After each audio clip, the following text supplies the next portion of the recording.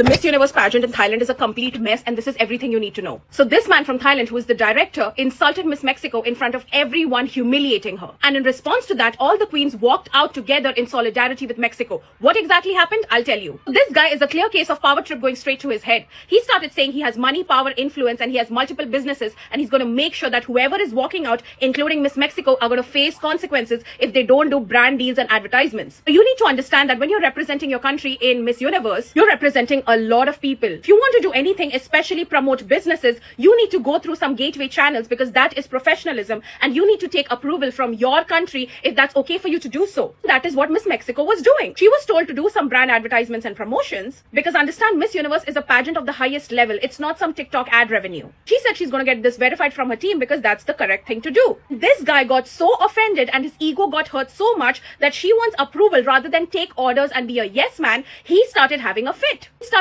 threatening her, where he told her to stand up in front of room full of people, insulting her by calling her dumb and telling her to leave and calling security on her. This queen got up with grace, held her head high, and before he could call the security on her, she walked out because she's not interested. Looking at her, all the other girls followed, supporting her and showing that they're not going to stand up for this bullshit and they're going to leave if this is the behavior that continues. Here's the thing, this is not the first time this man has shown and abused his power like this. The minute he saw everyone walking out, he started screaming, "Stop, stop," because he felt threatened. Without the participants, there's going to be no show. And without a show, he's not going to get any revenue. These girls know their self-worth. That's why they're queen from so many different countries. So all the girls who walked out, these were the countries, including the last year pageant winner. And they all said it to the media, including Miss Mexico, that they have all love for Thai people, but the way their representative is behaving and the way this Thai businessman is conducting is extremely unprofessional, rude, and unethical. This man can behave like this in public. Imagine what he does in private. About time someone stood up to his bullying, and Miss Mexico did the right thing.